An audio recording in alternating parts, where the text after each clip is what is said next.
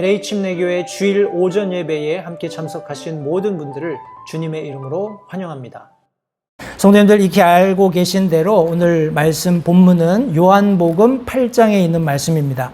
30절부터 32절까지 있는 세 절의 말씀인데 말씀 자체는 익숙하실 겁니다. 그러나 그 안에 있는 예수님이 의도하시는 바가 무엇인지 그 말씀을 함께 오늘 이 아침에 나눌 텐데 성도님들 괜찮으시면 혹시 불편하셔서 자리에 일어서실 수 없는 분은 괜찮습니다. 그러나 건강하시고 일어서실 수 있으시면 다 자리에서 일어나셔서 요한복음 8장 30절부터 32절까지의 말씀을 우리가 한 목소리로 맞추어 읽고 잠시 기도드린 후에 제가 하나님의 말씀을 성도님과 함께 나누도록 하겠습니다. 요한복음 8장 30절부터 32절까지 말씀입니다. 우리 한 목소리로 말씀을 받들어 읽도록 하겠습니다. 시작. 그분께서 이 말씀들을 하심에 많은 사람들이 그분을 믿더라. 이에 예수님께서 자기를 믿은 그 유대인들에게 이르시되 너희가 내 말에 거하면 참으로 내 제자가 되고 또 너희가 진리를 알리니 진리가 너희를 자유롭게 하리라 하시니라. 오늘 이 본문 말씀을 가지고 진리가 너희를 자유롭게 하리라 이런 제목으로 함께 말씀을 나누도록 하겠습니다. 말씀을 위해서 잠시 기도하겠습니다. 살아계신 아버지 하나님 감사합니다. 이 복된 주일 오후 시간에 사랑하는 우리 여기 힐로에 있는 샬롬 침례교회 성도님들과 함께 귀한 하나님의 말씀의 떡을 나누는 복된 시간을 허락해 주신 것 이 시간 다시 한번 감사드립니다. 하나님 이 말씀 가운데에서 예수님께서 분명히 말씀하신 것처럼 진리가 너희를 자유롭게 할 것이다 하신 이 말씀 과연 이것이 오늘을 살고 있는 그리스도인들에게 무슨 의미를 여기 예수님께서 말씀하고 계시는지 우리가 함께 말씀을 상고하고자 합니다. 이 말씀의 저자가 되시는 성령 하나님께서 이곳에 함께 하셔서 이곳에 함께 하시는 성도님들 한 분 한 분의 마음속에 예수님이 의미하신 진리가 무엇이며 어떻게 내가 참 자유함을 누릴 수 있는지를 말씀하시고 그것을 듣는 귀한 시간 될 수 있도록 도와주시기 원합니다. 소정의 입술이 아둔하여서 진리의 말씀을 옳게 전하기가 참으로 어려운 것을 하나님 아십니다. 성령 하나님께서 이 시간 이 소종을 사용하셔서 하나님의 손에 익숙한 도구처럼 성도들에게 진리의 말씀을 전할 수 있는 은혜를 베풀어 주시고 모든 영광은 살아계시는 하나님 홀로 받으시기를 다시 한번 간절히 바라옵고 예수님의 귀하신 이름으로 기도했습니다. 아멘. 자리에 앉으십시오. 감사합니다. 제가 작년에 왔을 때 하나님의 은혜가 무엇인지에 대해서 설명드렸어요. 혹시 작년에 제가 왔을 때 여기 계셨던 분들이 계신가요? 한번 제가 볼 수 있을까? 손을 한번 잠깐 들어봐 주십시오. 많은 분들이 계시군요. 예. 제가 지난해 와서 말씀 전하고 가면서 약속을 드렸었어요. 이 하나님의 은혜와 진리가 있는데 진리가 무엇인지 알고 싶으시면 다음 해에 저를 또 초대해 주시라. 그러면 제가 와서 진리가 무엇인지 말씀드리겠다라고 말씀을 드렸는데 아무 이렇게 가치 없는 사람에게 우리 김인하 목사님 또 우리 성도님들 기회를 주셔서 올해에도 변함없이 제가 이렇게 6월 즈음에 와서 성도님들과 말씀을 전하게 되었습니다. 제가 오늘 전해드리고자 하는 말씀의 핵심은 복음입니다.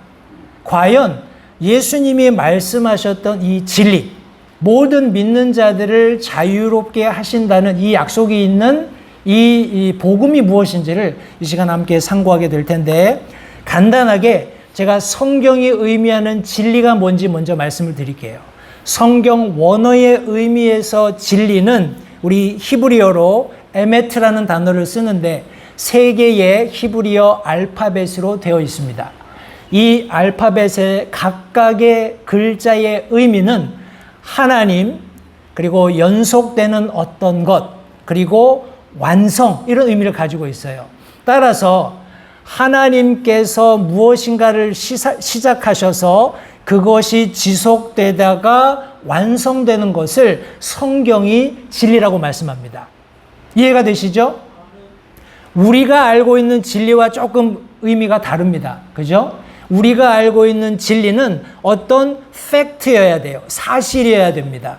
그런데 오늘날 우리가 잘 알고 있는 것처럼 사실은 끊임없이 사람들의 철학이나 가치관이나 사상에 의해서 변합니다.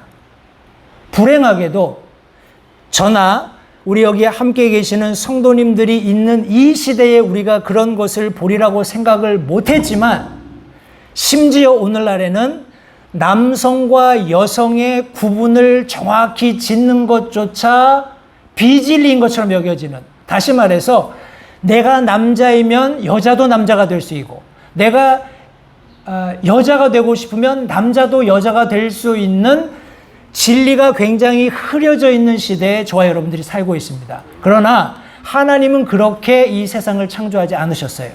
하나님이 무엇인가를 말씀해서 이 세상은 시작되었고, 그것은 사람들의 생각이나 사람들의 견해와 상관없이 계속되다가 언젠가 완성될 겁니다. 그런데 더 근본적으로 중요한 것이 무엇이냐 하면, 하나님이 이런 진리 속에 감추어 두셔서 모든 사람들이 알기 원하시는 진리가 있다는 거예요. 그 진리를 알면 우리 성도님들 자유롭게 됩니다. 자유롭고 싶으시죠? 저만 그런가요? 자유롭고 싶으시죠? 행복하고 싶으시죠? 기쁘고 싶으시죠? 그런데 오늘 많은 이 그리스도인들을 만나다 보면 이런 얘기를 하시는 분들이 있어요. 아, 예수 믿기 힘들다. 아, 교회 다니는 거 너무 어려워. 야, 이거 믿음 생활하는 거 너무 불안해. 이 신앙생활 하는 거, 지친다. 이런 얘기를 많이 하셔요. 왜 그럴까요? 우리 사람들이 힘들어하는 이유는 이 신앙생활을 내 힘으로 하려고 하기 때문에 그래요. 내 능력으로 하려고 하기 때문에 사람들이 힘들어하는 겁니다. 우리 어렵다고 생각하는 사람들은 내 생각, 내가 교회 다니면서 이렇게 저렇게, 좀 이런 표현을 써서 죄송합니다만, 개똥 철학을 가지고 내가 모아들인 성경 지식을 바탕으로 해서 내가 신앙생활을 하려고 하니까 너무 어려운 거예요. 그리고 어떤 사람들은 이 불안하다고 느끼는데, 이런 사람들은 자기의 신앙을 감정에 의존합니다. 기분이 좋으면 우리 아까 우리 강규 형제님한테 하셨던 것처럼 할렐루야 아멘 막 하면서 그렇게 막 신앙생활을 해요. 그런데 어느 날 내가 좀 울적하고 상처받고 기분이 나쁘면 불안하기 짝이 없어요. 하나님이 나 같은 사람은 사랑 안 하실 거야. 나같이 이렇게 연약한 사람은 하나님이 기뻐 안 하실 거야. 이렇게 불안한 마음을 가지게 된다는 거예요. 그리고 어떤 사람들은 신앙생활을 하면서 쉽게 지쳐요. 이런 분들의 특징은 다른 사람들의 평가에 의존합니다. 저 자매는, 저 형제는 너무 신앙이 좋아. 그러면 으쌰으쌰 막 힘이 나요. 그런데 어느 날은 저 사람 왜 저래? 좀 믿음 생활 좀 잘하지. 저 형제는 왜 저래? 좀 하던 일 열심히 잘하지. 이렇게 누가 하는 얘기를 뒤에서 들으면 힘이 빠지는 거예요. 그래서 지쳐버립니다. 그런데 우리 성도님들, 우리가 본질적으로 하나님의 말씀에 근거해서 구원받은 그리스도인으로서 신앙생활을 하는 가장 핵심적이고 근본이 되는 자원, 리소스는 하나님의 말씀입니다. 이 하나님의 말씀이 가르치고 있는 진리가 무엇인지 제가 5가지를 설명해 드릴 겁니다. 우리 성도님들이 좀 저를 따라해 주셔야 돼요. 자, 다 같이 손을 한번 이렇게 딱 펴보십시오. 자, 5개를 제가 설명을 드릴 거예요. 지금 빨리 얘기하고 하나하나 설명을 할 건데, 자, 첫 번째입니다. 같이 큰 소리로, 하나님은 나를 사랑하십니다. 하나님은 나를 사랑하십니다. 잘하시는데요. 다시 한번, 하나님은 나를 사랑하십니다. 하나님은 나를 사랑하십니다. 그런데 문제가 있어요. 그죠? 우리는 모두 죄인입니다. 우리는 모두 죄인입니다. 우리는 모두 죄인입니다. 이 죄값은 반드시 지불해야 됩니다. 이 죄값은 반드시 지불해야 합니다. 기쁜 소식이에요. 예수님이 이 죄값을 다 지불하셨습니다. 예수님이 이 죄값을 다 지불하셨습니다. 그렇기 때문에 누구든지 믿으면 구원을 얻습니다. 누구든지 믿으면 구원을 얻습니다. 이제 새끼손가락도 접으시고 자 이렇게 꼭 쥔 주먹을 가슴에다 이렇게 품고 계세요. 자, 이거 나중에 다시 한번 점검할 거예요. 그런데 제가 처음부터 하나하나 설명을 드릴 텐데 제가 다시 한번 하나님의 말씀으로 되돌아가서 어떻게 우리가 자유롭게 될 수 있는지를 설명하겠습니다. 첫 번째로 하나님은 당신을 사랑하십니다.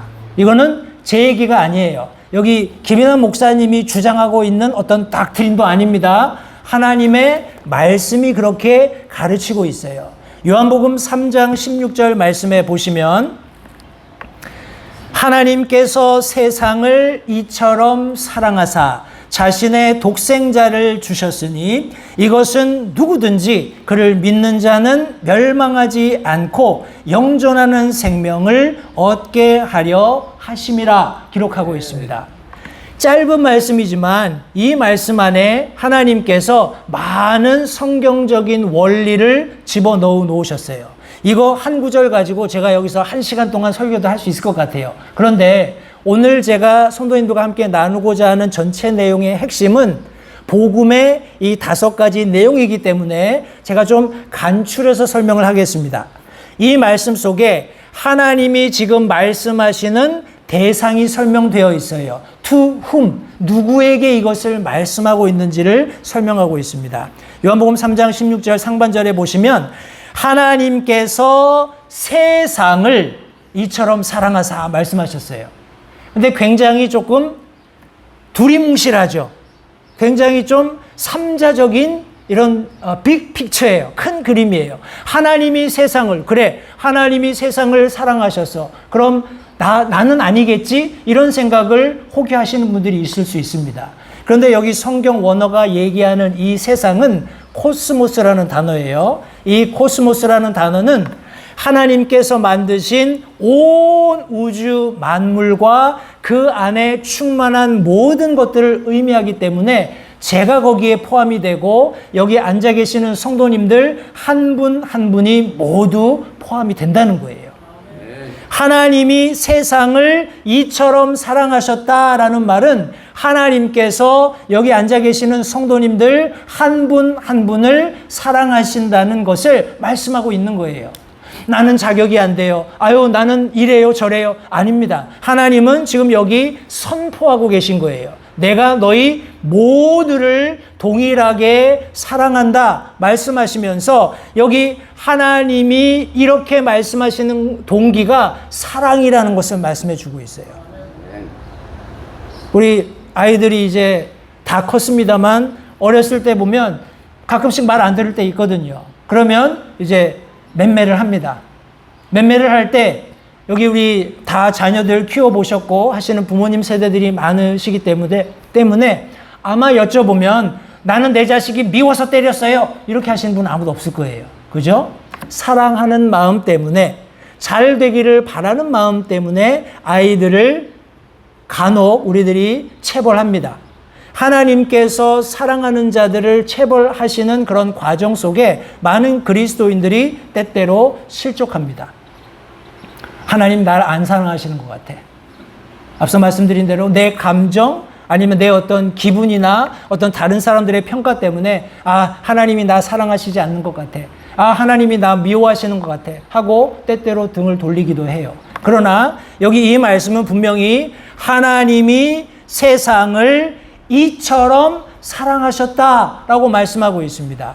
여기 이처럼이란 말은 자신의 독생자를 주실 만큼 그냥 그만큼이 아니라 이미 어떻게 했어요? 예수님을 주셨습니다. 이미 prove, 검증된 거예요. 이미 하나님께서 우리를 얼마나 사랑하시는지가 다 드러나 있는 겁니다. 때문에 이 세상에 어느 누구도 하나님은 나를 사랑하지 않는 것 같아 라고 말할 수 없다라는 거예요. 하나님은 우리 모든 생명을, 모든 인간을 사랑하신다는 것을 우리 성도님들 기억하시기 바랍니다. 왜 하나님이 우리를 사랑하셨을까요? 그 목적은 본문 말씀에 의하면 누구든지 예수님을 믿는 그 사람은 멸망하는 것이 아니라 영원한 생명을 얻게 하려 하십니다. 라고 말씀하셨어요. 하나님께서 우리를 사랑하시고 우리에게 영원한 생명을 주기 원하신다는 것을 우리 성도님들 알고 계신가요? 영원한 생명입니다. 제가 우리 한인타운에서 일주일에 한 번씩 이제 양로병원을 방문을 합니다. 양로병원을 방문을 해서 어르신들하고 이렇게 말씀을 나누거든요. 같이 나의 살던 고향은 이런 거 같이 노래도 하고 또 찬송도 하고 말씀도 전해드리는데, 우리 어르신들이 가지고 있는 생명에 대한 어떤 가치라고 해야 될까요? 생명을 바라보는 관점이 조금 다른 것 같아요. 그래서 더러는 나 같은 이런 몸으로, 이런 병들고 연약한 상태에서 내가 영원한 생명을 가지면 뭐해? 이런 식으로 생각하시는 경우들이 종종 있어요. 그런데 하나님이 약속하신 영원한 생명이라는 것은 우리가 있는 이 상태, 지금 내 모습 이대로를 가지고 영혼으로 들어가는 것이 아닙니다. 맞죠? 우리가 새로운 생명을 얻게 되는 것, 우리가 영원한 생명에 발을 내딛게 될 때에는 하나님께서 마치 천사와 같은 영원한 불멸하는 몸으로 우리를 새롭게 만들어 주시겠다고 약속하셨다는 것을 우리 성도님들 기억하시기 바랍니다. 다시 한번, 하나님은 여기 앉아 계신 성도님들 한 분 한 분을 사랑하십니다. 앞서 설명드린 대로, 그런데 이 하나님의 선포에 대해서 우리 인간들이 가지고 있는 문제가 있어요. 두 번째 손가락 주먹 꼭 쥐은 상태에서 두 번째 손가락이 뭐였는지를 한번 생각해 보세요. 하나님은 나를 사랑하십니다. 그런데 우리는 모두 죄인입니다. 로마서 3장 10절 말씀해 보시면, 이것은 기록된 바 의로운 자는 없나니 단 한 사람도 없으며 No, not one. 어떤 분들은 그렇게 얘기해요. 야, 나는 도둑질한 적도 없고 다른 사람 해코지한 적도 없고 그냥 나한테 주어진 일 열심히 하면서 착하게 살려고 하는데 왜 성경은 자꾸 사람들을 죄인이라고 해가지고 마음을 불편하게 만드냐? 이렇게 얘기하거든요. 그런데 앞서 제가 말씀드린 것처럼 진리는 하나님이 시작하셨고 이 말씀은 세대를 통해서 절대 변하지 않고 언젠가는 틀림없이 완성될 겁니다. 그렇기 때문에 이 말씀에 있는 것을 가지고 설명드릴 수밖에 없어요. 인생은 죄인입니다. 로마서 3장 23절 말씀에서는 모든 사람이 죄를 지어 하나님의 영광에 이르지 못하더니 하고 선고하셨어요. 많은 사람들이 노력을 합니다. 그죠? 내가 부지런히 살아야지, 열심히 살아야지, 교회도 열심히 나가고 봉사도 열심히 하고 또 주는 직분대로 최선을 다해서 교회 섬기고 가난한 사람들 구제하고 이렇게 하려고 합니다. 그런데 그렇게 하면 어떻게 된다고요? 지쳐요. 왜? 내 힘으로 하려고 하니까, 내 노력으로 하려고 하니까 지친단 말이에요. 그리고 본질적으로 우리는 죄인이기 때문에 그 안에서 어떠한 하나님이 찾으시는 의도 발견할 수 없다는 것이 성경의 선포입니다. 따라서 우리가 죄인이라는 것을 철저히 인정하고 동의할 때만이 우리 어떻게 성경이 말씀하고 있는 영원한 생명을 얻을 수 있는지 접근할 수 있어요. 자, 보십시오. 죄인으로서 우리가 이 땅에 태어났어요. 그리고 죄인으로 살다가 이 땅을 떠나게 되면 죄인에게 주어져 있는 영원한 형벌을 받는 것으로 끝이 납니다. 이것은 제가 만들어낸 얘기가 아니고 성경이 말씀하고 있는 거예요. 한 번 죽는 것은 사람들에게 정해져 있는 것이고 그 후에는 어떻게 된다고요? 심판이 있다. 성경이 말씀하고 있습니다. 하나님이 말씀하셨고 이 세상 사람들이 어떻게 그것을 바꾸든지 간에 하나님의 진리는 변하지 않습니다. 그리고 하나님이 말씀하신 대로 완성될 거예요. 지금 많은 사람들이 얘기합니다.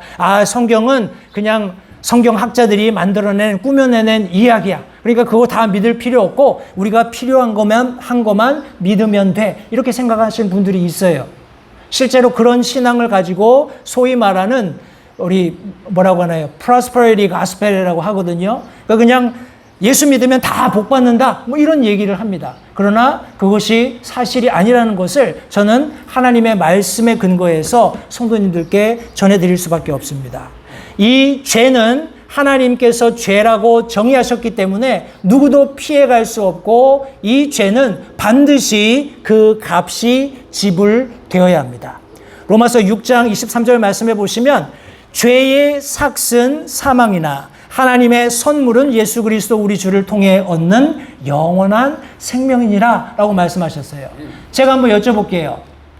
여기 이제 많은 분들이 비즈니스를 하시거나 아니면 인플로이로 어느 직장에 소속이 돼서 일을 하고 계실 텐데 한 달 여기 먼슬리로 페이첵을 받으시든지 아니면 바이위클리로 받으시든지 열심히 일하시고 나서 뭘 기대하십니까?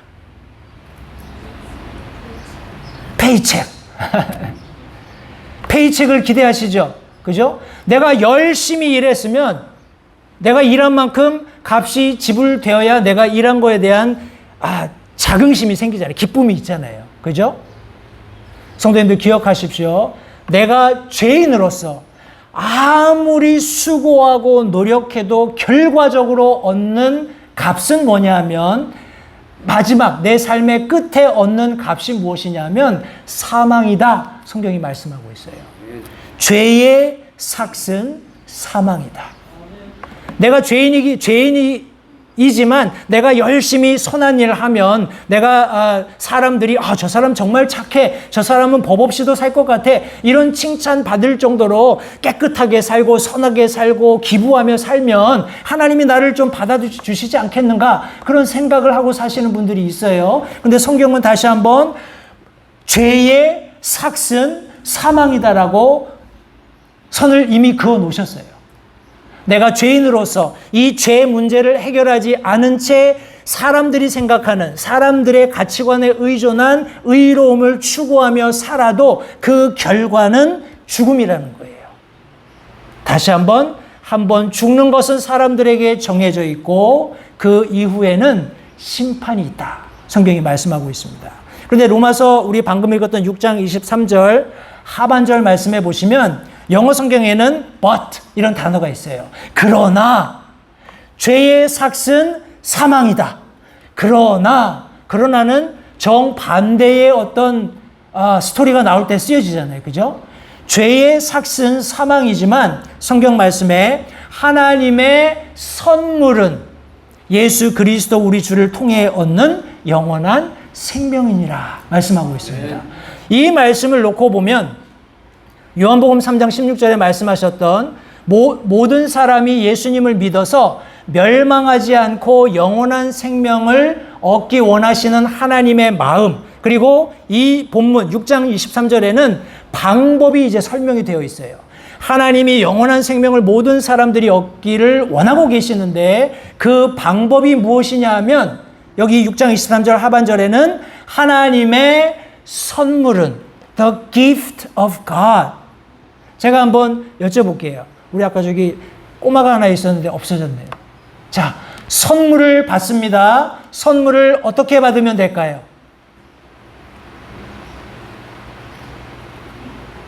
선물을 어떻게 받죠? 네?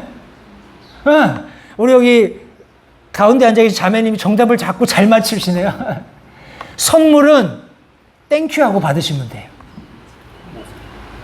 선물은 이거 값이 굉장히 나가겠는데 체크를 하나 써드려야지 이러고 받는 거 아니에요. 그죠? 저 사람이 나한테 이렇게 멋진 선물을 줬는데 나도 거기에 준하는 어떤 선물을 주고받아야지 이렇게 하고 받는 게 아닙니다.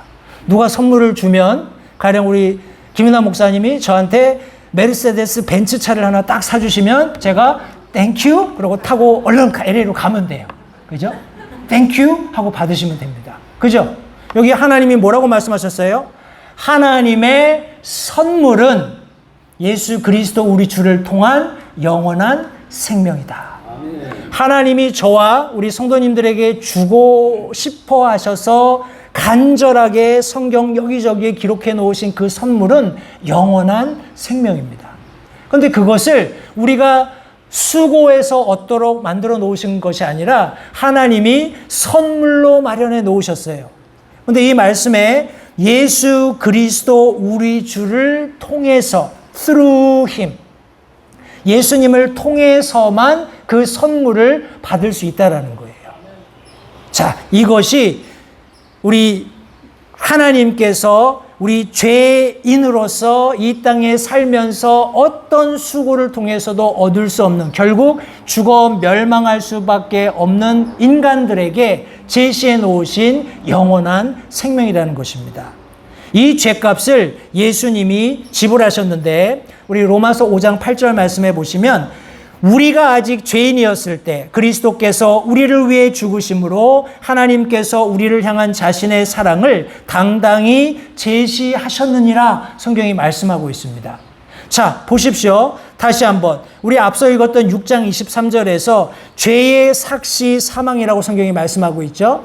죄인으로서 내가 하는 모든 노력, 심지어 우리가 소위 말하는 종교생활, 신앙생활을 포함해서 그 안에 하는 모든 종교적인 활동이 예수님을 통한 것이 아니라면 결국 죽음을 통해서 영원한 형벌에 갈 수밖에 없다라는 것을 성경이 말씀하고 있는 겁니다. 왜냐하면 로마서 5장 8절은 우리가 아직 죄인이었을 때 예수님께서 십자가에 죽으심으로써 하나님이 우리를 향한 사랑을 이미 당당히 드러내 보이셨다라는 거예요. 다시 말해서 내가 구원받는 것은 내 노력에 기인한 게 아니라는 거예요. 내가 열심히 신앙생활을 하기 때문에 혹은 내가 열심히 교회 다니기 때문에 내가 열심히 맡겨진 직분을 잘 감당하고 있기 때문에 구원받는 것이 아니라 이미 내가 죄인으로 여전히 있을 때 예수님께서 그 모든 하나님의 구원을 완성하시기 위해서 이 땅에 오셔서 피 흘려서 돌아가심으로써 내 모든 죄 문제를 해결해 놓으셨다는 거예요. 때문에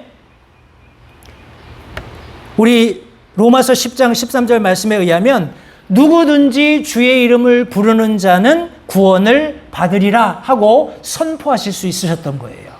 자, 선물로 주어진 겁니다. 구원은 선물로 주어진 거예요.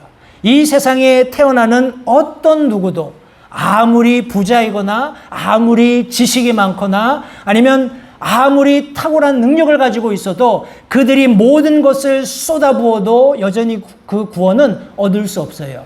왜냐하면 그 모든 개인이 죄인으로 이 땅에 왔기 때문에 그렇습니다.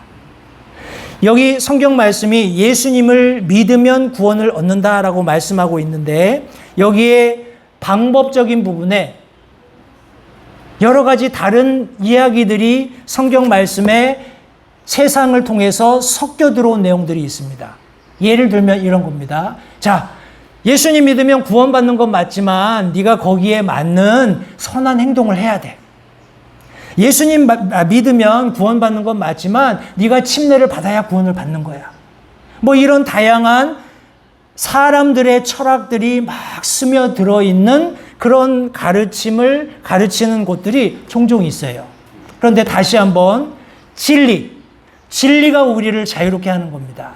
이 진리는 틀림없이 하나님이 시작하셨고 모든 시대를 통해서 지금 우리가 살고 있는 이 시대 안에서도 도도하게 흐르는 말씀의 강줄기가 되어서 하나님께서 이 세상을 끝내실 때 이 말씀이 이 세상을 심판하게 된다는 것을 성도님들 기억하시기 바랍니다. 내가 진리에 의존하고 전적으로 말씀을 의지하지 않는다면 내 신앙생활이 불안할 수밖에 없어요. 그리고 온전한 믿음 생활을 하기가 어렵습니다. 때문에 다시 한번 말씀으로 되돌아가셔서 로마서 10장 9절, 10절, 2절 말씀은 이렇게 얘기합니다. 내가 만일 내 입으로 주 예수님을 시인하고, 여기 주 예수님을 시인한다라는 것은 하나님께서 예수 그리스도를 이 땅 가운데 보내셔서 내 모든 죄를 그분께 전가하시고 그분께서 내 모습으로 내 대신 십자가에서 피 흘려 죽으심으로써 내 모든 죄값을 다 지불하셨다라는 것을 인정하는 거예요. 의지적으로 내가 그렇습니다 라고 동의하는 겁니다. 그렇게 하고 나서 하나님께서 그분을 죽은 자들로부터 살리신 것을 내 마음속으로 믿으면 구원을 받으리니 하면서 조금 더 구체적으로 성경은 하나님의 영감으로 쓰여졌고 하나님은 우리를 디자인하신 분이에요. 그죠? 하나님께서 우리를 창조하셨기 때문에 우리 메커니즘을 너무나 잘 아세요. 사람들의 마음, 이 마음에 대해서 성경은 너무나 우리 영어 표현으로 deceitful하다 이렇게 얘기했거든요. 너무나 불안정하고 속이는 것들로 가득 차 있다라는 거예요. 내가 심지어 예수님이 나를 위해서 죽으셨지. 그분이 갈보리 언덕에서 내 모든 죄값을 지불하셨지. 지적으로 동의한다고 해서 구원받는 게 아니라는 겁니다. 예수님이 뭐라고 우리 로마서 10장 10절 말씀은 뭐라고 말씀하시냐면 사람이 마음으로 믿어 의에 이르고 입으로 시인하여 구원에 이른다 이렇게 표현하고 있어요. 입으로 시인한다라는 것은 내가 마음속으로 인정했던 그것을 내 입으로 그렇다라고 얘기하는 겁니다. 다시 말해서 제가 우리 아이들을 좀 인용한다면 우리 아이들이 클 때 말 안 들으면 회초리를 때리잖아요. 그죠? 그럼 뭐라 그래요? 잘못했어요. 제가 그랬던 것처럼 아버지가 저 회초리 때릴 때 아주 그냥 손이 발휘되도록 싹싹 빌면서 잘못했어요 얘기하거든요. 그런데 제 입에서 나오는 말이 제 마음하고 항상 일치되지는 않았어요. 이해가 되시죠? 나 마음속으로는 이건 내 잘못이 아닌데 왜 아버지는 자꾸 나만 때리실까? 이런 생각을 가지면서 맞으니까 아프잖아요. 그러니까 그걸 모면하기 위해서 잘못했어요. 다시는 안 그럴게요. 다 제 잘못입니다. 이렇게 얘기했던 기억이 납니다. 그런데 하나님은 그 메커니즘을 다 알고 계시기 때문에 우리가 마음으로 시인하는 그것을 입으로도 시인하도록 명령하고 계세요. 그렇게 할 때 성경이 말씀하시는 누구든지 주의 이름을 부르는 자는 구원을 받으리라 이렇게 말씀해 놓으신 겁니다. 근데 이제 종종 제가 이렇게 복음을 전하러 다니다 보면 여러분들이 그런 얘기를 하십니다. 내가 꼭 당신이 얘기하는 그런 방식으로 내가 꼭 신앙생활을 할 필요는 없지 않냐. 내가 뭐 다른 탁월한 어떤 성인들을 믿는다든지 뭐 이런 것들 가지고도 내가 얼마든지 나는 구원받을 수 있다고 생각을 하는데 그 사람들이 쌓은 뭐 성덕이라고 해야 되나요? 그런 것들을 통해서 내가 하나님께 나갈 수 있다고 생각을 하는데 왜 굳이 예수라는 이름만 믿으라고 나에게 강요를 하느냐? 이런 얘기를 해요.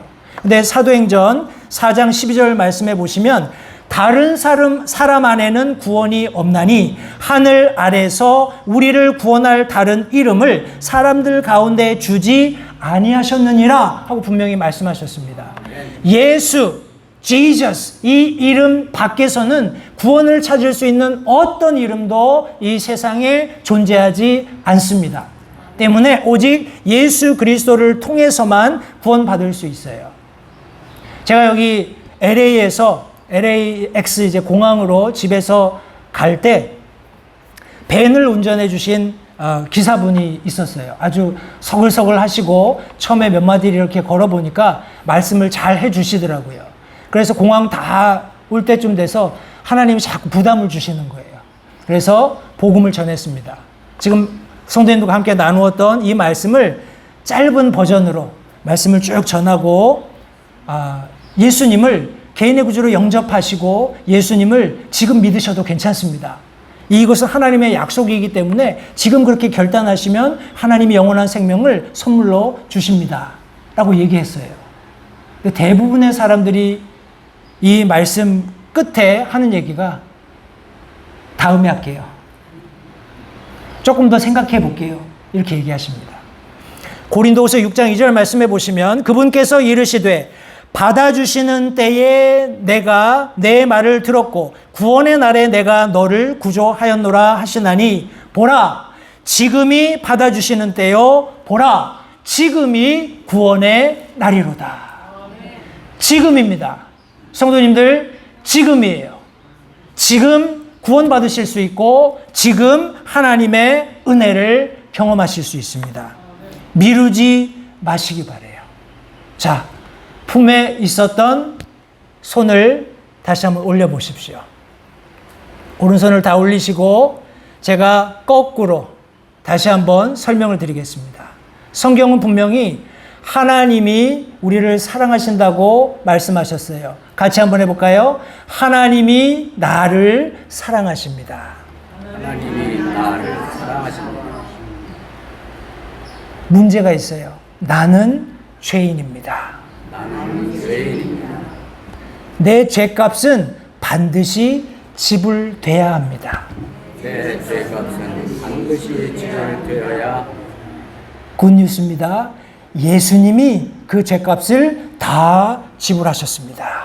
예수님이 죄값을 다 지불하셨습니다. 내가 그 사실을 믿으면 구원받습니다.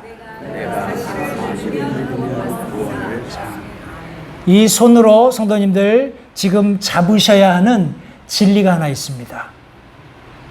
어떻게 해요? 내가 예수 그리스도를 개인의 구주로 영접하면 구원받는다. 그 확신이 있으세요? 저는 지금 하나님의 말씀을 성도님께 나누어 드렸습니다. 제 얘기가 아니고 우리 김인환 목사님이 주장하시는 어떤 닥트린이 아니에요. 하나님의 말씀입니다. 이 말씀을 가지고 우리가 잠깐 결단할 텐데 우리 성도님들 손을 잠깐 내려놓으시고 눈을 감으신 상태에서 제 말을 다시 한번 들어주시기를 부탁드립니다. 혹 회중에 예 목사님, 오늘 제가 성경이 말씀하고 있는 이 5가지 중요한 복음의 원리에 입각해서 예수님을 개인의 구주로 영접한 분명한 사실이 있습니다. 나는 예수님이 오늘 내 생명을 취해 가시더라도 천국 갈 수 있는 분명한 확신이 있습니다. 이런 확신을 가지고 계신 성도님들이 계시다면 아까 제가 말씀드렸던 5가지 원리를 표시하는 5 손을 펴셔서 모두 고개 숙이고 눈 감고 있는 상태에서 잠시 오른손을 들었다가 내려주세요. 아멘. 그 손 보았습니다. 아멘. 그 손 보았습니다. 혹 회중에 아직 예수님을 개인의 구주로 영접하신 적이 없는 분이 계시다면, 물론 교회도 나오고 신앙생활도 나름대로 하고 있고 교회 안에서 이런저런 직분도 하고 다른 사람들을 돌아보는 일들도 하고 있지만 아직까지 이 예수님을 개인적으로 마음에 영접한 사실이 없는 분이 계시다면 아마 성령 하나님께서 지금 마음속에 그런 부담을 주실 수 있다고 생각을 합니다. 그런 분들은 잠시 제 음성에 귀를 기울여 주십시오. 목사님, 나는 교회도 다닙니다. 열심히 의롭게 살기 위해서 노력도 하고 있습니다. 그러나 개인적으로 내가 예수님을 개인의 구주로 영접한 그런 사실이 없는 것 같습니다. 나를 위해서 기도해 주십시오. 나도 어떻게 하면 예수님을 개인의 구주로 영접하고 구원받을 수 있는지 알고 싶습니다. 나를 위해서 기도해 주십시오. 이런 분들이 계시다면 아까 제가 말씀드렸던 그 5가지 원리를 표시하는 손을 잠시 들었다가 내려주세요. 제가 위에서 기도해 드리겠습니다. 여러분들을 창피하게 하거나 그런 의미로 제가 이런 질문을 드리는 거 아닙니다. 여러분들이 영원한 생명을 얻기를 간절히 원해서 드리는 말씀이에요. 다시 한번 그런 분이 계시다면 잠시 오른손을 들었다가 내려주십시오. 제가 볼 수 있도록 네, 그 손 보았습니다. 네, 그 손 보았습니다. 혹시 다른 분 계시지 않나요? 조금만 더 기다리겠습니다. 그 손 보았습니다. 예, 올리셨던 분들은 내려주시고요. 혹시 다른 분 계시지 않습니까? Is there any other one? 잠시 손을 들었다 표시해 주세요. 여러분들을 위해서 기도해 드리고 싶습니다. 어떻게 하면 예수님을 영원한 구원자로 모셔드리고 영원한 생명을 얻을 수 있는지 성도님들과 함께 이 복된 소식을 나누고 싶기 때문에 그렇습니다. 다시 한번요. 그런 분이 계시다면 아까 손들지 않은 분들 중에 잠시 손을 들었다가 표시해 주세요. 목사님, 내가 예수님이 우리에게 허락하신 그 영원한 생명에 대해서 조금 더 알고 싶습니다. 나도 그 영원한 생명이 무엇인지 알고 싶습니다. 그런 마음의 결단이 있으신 분들은 잠시 오른손을 들었다가 내려주십시오. 위에서 기도해 드리겠습니다. 하나님 감사합니다. 오늘 이 복된 예배 시간을 통해서 하나님께서 성경에 기록해 놓으신 진리대로 하나님의 말씀이 전달되었습니다. 많은 분들이 이미 진리의 말씀을 받아들여서 자유함 가운데 있음을 확인할 수 있게 도와주셔서 감사드립니다. 또 한 두 분 정도 예수님을 개인의 구주로 영접하고 영원한 생명 얻기 원하는 분들이 계셔서 오늘 이 시간 초청했고 순수한 자원하는 마음으로 손을 들어서 표시해 주셨습니다. 이분들을 기억해 주시고 하나님께서 허락하신 영원한 생명이 이분들에게도 있을 수 있도록 주님 도와주시기를 원합니다.